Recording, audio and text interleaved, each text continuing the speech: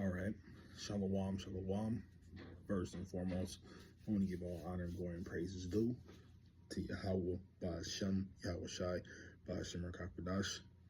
Also want to give double honors to the elders and apostles at Great Millstone who's teaching this truth and sincerity, and also who rule well.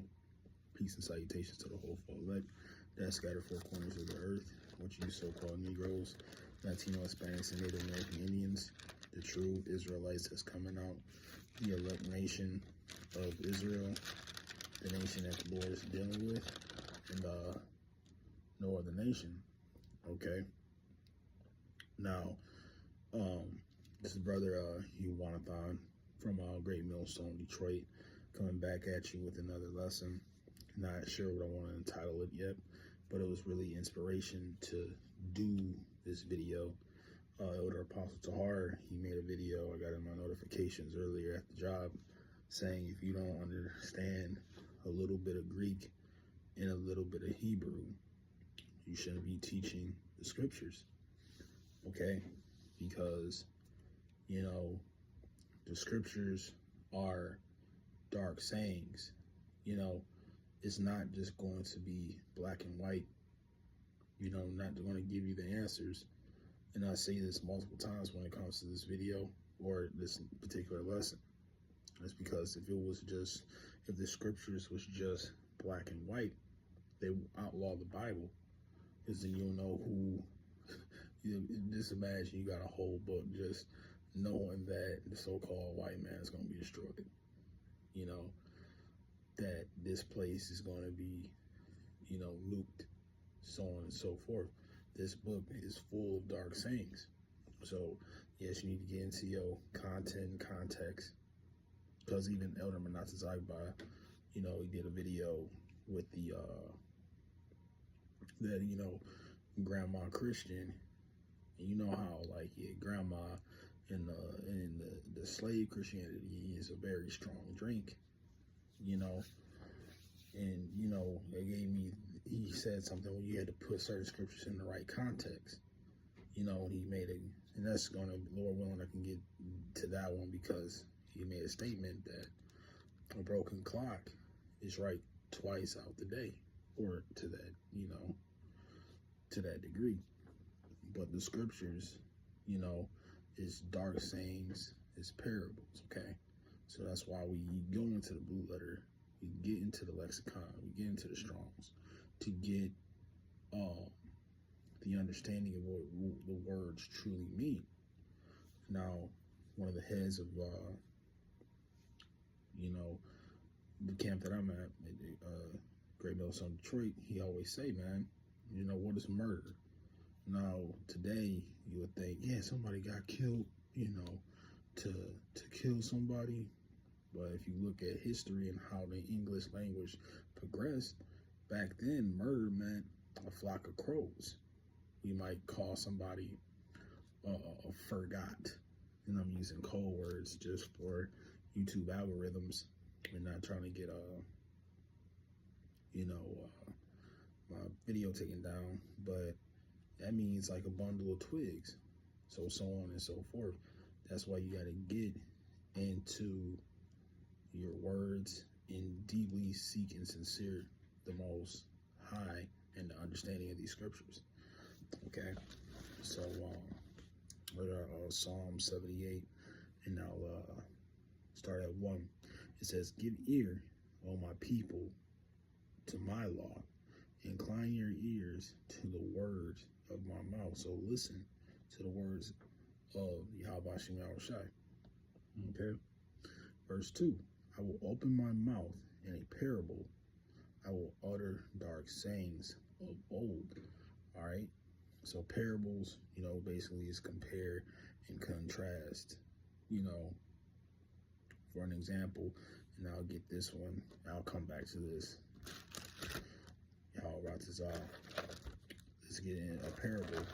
So let's get Matthew the 13th chapter, because Yahweh Shai, he gave a parable about the, you know, the wheats and the tares, okay? But he used that to compare something. You know, you get into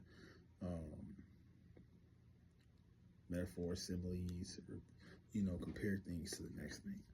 Okay.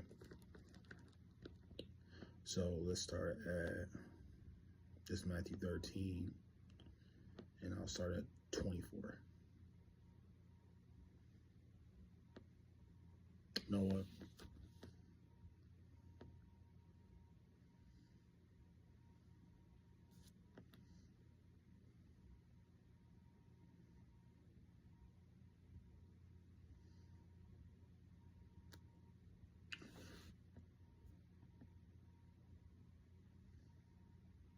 Let's start at 24. It says, "In another parable put ye forth unto them, saying, The kingdom of heaven is likened unto a man which soweth good seeds in the field. But while men slept, his enemies and sowed." I'm sorry, let me read 25 again. It says, "But while men slept, his enemies came and sowed tares among the wheat and went his way." Okay, so when you look at, let me see what I should put this in. That's getting into, the Israelites, which are the wheat, because a wheat, you can make bread, dough, so on and so forth.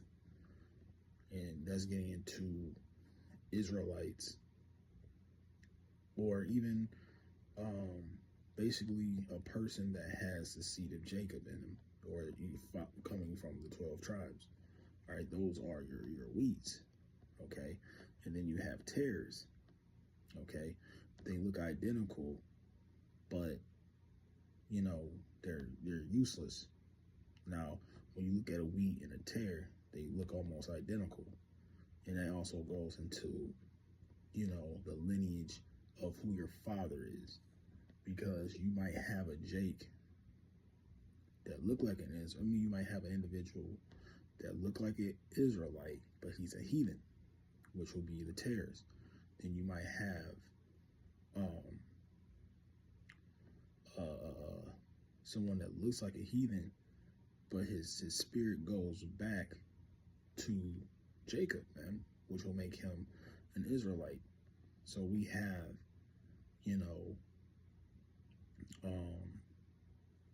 Jake that will probably look like these other nations, okay? But going back, let's get 78 again. This is Psalm 78 in verse 2. It says, "I will open my mouth in a parable. I will utter dark sayings of old." So, when I looked up that word dark saying, I couldn't pronounce it in Hebrew, but it's getting into, when I looked up dark sayings, it was getting into, parables, riddles. These, like I stated earlier, these scriptures are not for everybody to get. Right now, on this side, is only for Israel, well, the elect, of course, on this side, to get these understandings, to understand the parables, okay? Because I remember, once upon a time, because these Christians just think the scripture's just going to be black and white. They want the answers right there. They want them right now.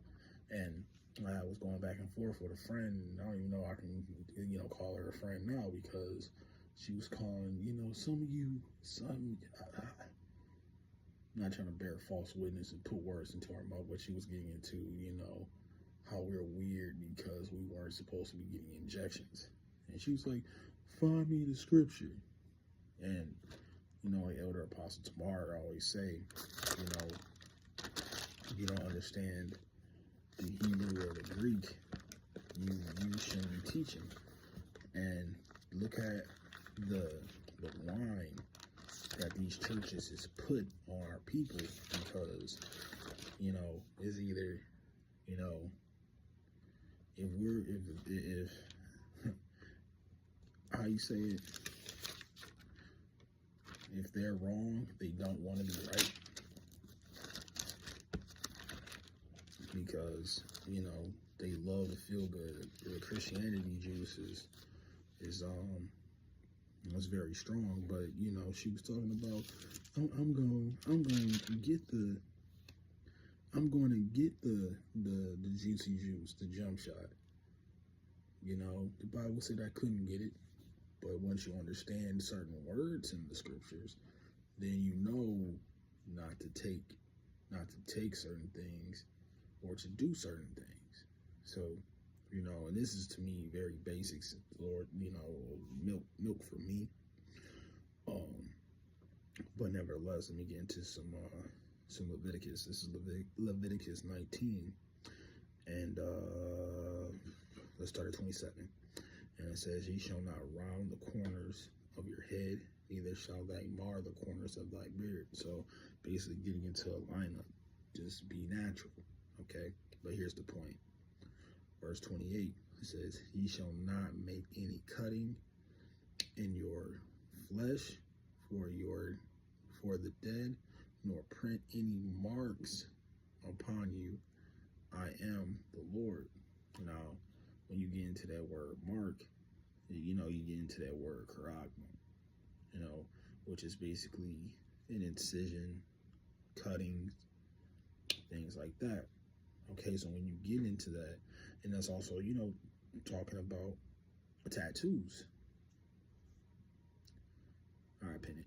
But what does a tattoo do? It drills. It makes a cutting. It makes incisions.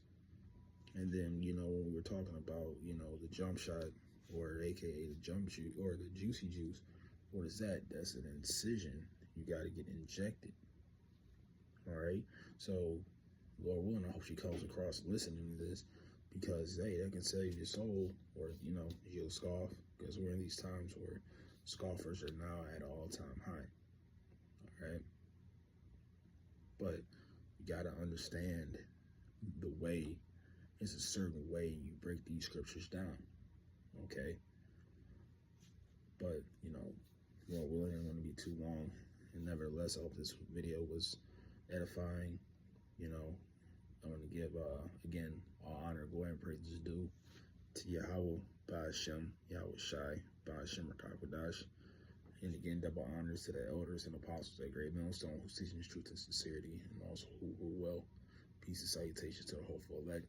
I'm going to close out and say shalom. On to the next lesson.